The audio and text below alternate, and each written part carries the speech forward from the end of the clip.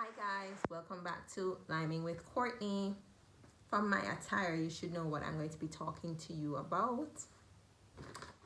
Tiger King. It's a new Netflix sensation, When one sensation dies down, we have to find another. Oh, that's just how it goes. So Netflix has released this docu-series on this Joe Exotic, who is the head of a zoo.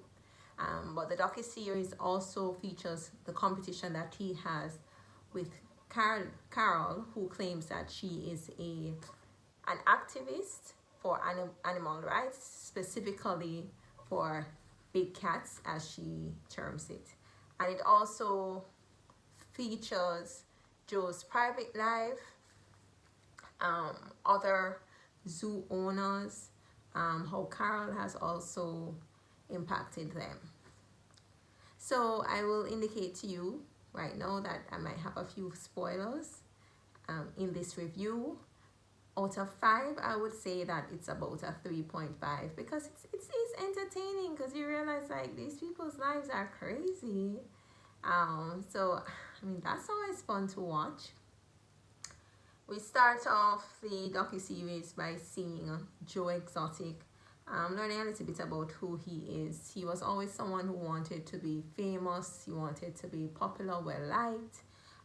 The reason he claims that he started his zoo was because of his brother, who had died tragically.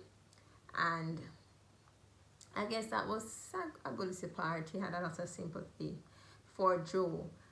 Joe was openly gay. He was actually married, and later on in the series he saw that he got married to another young man by the name of Travis, who Travis claimed that he was not gay, but then Joe posed a question to him, and Joe enlightened Travis of the fact that, Travis, you're gay. Travis sadly died as a result of a self-inflicted wound. I guess I'll say allegedly, but this is what they are showcasing in the docu-series. Carol, who I said is the activist, she labels herself as such. Other persons label her as an activist. And we also see another side of her where her first husband disappeared. His body was not found. His millions of dollars were passed to Carol as a result of a power of attorney, and then there was an allegation of a fictitious will. It was quite surprising to see that Carol was being showcased in that way, because you started off the series seeing her as, oh, maybe she's a good person, but then later on in the series, when they talk about the disappearance of her first husband, kind of put a big question mark over her head. And I always said there is somebody for everybody. Despite this very unusual disappearance of Carol's first husband, Carol found love again. And her second husband seems to be very smitten with her. He supports all her ideologies, so I guess she's the winner in the end. The docu-series also features Doc Antle, who I would say he's a love doctor. He's not a medical doctor. He doesn't have a PhD. He refers to himself as doctor. He has a lot of young girls around him, one of whom was interviewed and admitted to getting breast augmentation because she was told that she would look, I guess, more appealing that way, and she actually agreed to it. And Doc wasn't really afraid to show his private life. In fact, he was taking the camera all around his property. So like Joe, he has a big interest in popularity and the celebrity lifestyle. And I guess they say any publicity is good publicity, because now we all know about Dr. Antle and his zoo.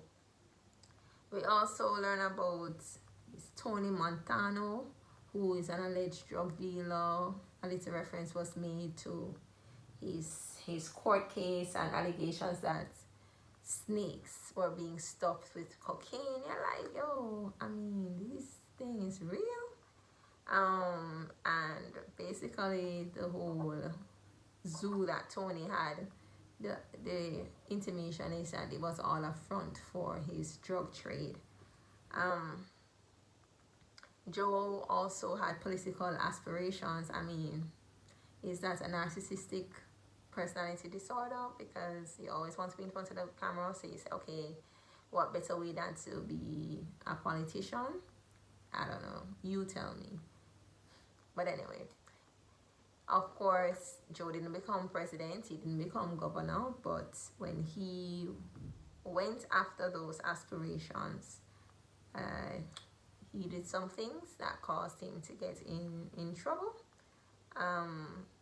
You'll realize in the docuseries you don't see no black people all up in these kinds of ownerships and transactions. There were a lot of Caucasians. Von Dutch is one of the companies that was featured a lot on apparel. I think they got publicized and it doesn't hurt their brand. But you had some really weird characters. It seemed as if Joe especially went for those persons who really wanted a second chance at life. So in one light you might see him as a hero, but in the next light you're like, does he go after the vulnerable for a reason? Joe also did a lot of music videos. Those were quite funny, to be honest, and there were country songs and he was there singing the songs, but anyway, they were entertaining to watch. He was very shady towards Carol. Like, there was a point where he had her diary and was reading contents in her diary. Walmart, like Von Dutch, got a lot of feature because Joe said that he would feed like the expired meat or meat that was thrown out by Walmart to the animals, so they would always have meat available to them. And it was kind of weird to see that Joe's first husband spoke so much about how much money Joe made, and he really did not look like he even got 2% of those funds. I mean, because young man, he needed some dental care. Joe too looked like he was a train wreck. To be honest, majority of the major characters looked like they were train wrecks. I don't know if that's the look they were going for, but if it was, they certainly accomplished it. One of Joe's employees, she was working and a tiger bit off her arm, and because she didn't want any bad publicity for the zoo, she decided to come to work a week after losing her arm. Employee of the year, perhaps? I don't know. Anyway, Joe ends up handing over most of the farm to this man named Jeff, who is also quite a character. Like, they're just all weird. Like, it's seriously just a weird docuseries, and you're always going to want to watch something like that to the end, because you're like, where does this go? You might start the docuseries and think, okay, yeah, this is gonna be good, and then you might get a little bored, say halfway through, but don't give up. Alright, keep watching it, because it gets worse. Not in terms of boredom, but in terms of the train wrecks that existed in that world, in the big cat underworld, so to speak. So as I said, I enjoyed it. Overall, it's not a 5, but a 5 for me, as I told you at the beginning of this video, but I would encourage you all to watch it. And that's it for me. Until next time, don't forget to like, subscribe, and share. And please, if you have any views, leave a comment down below. Until next time, this has been Liming with Courtney.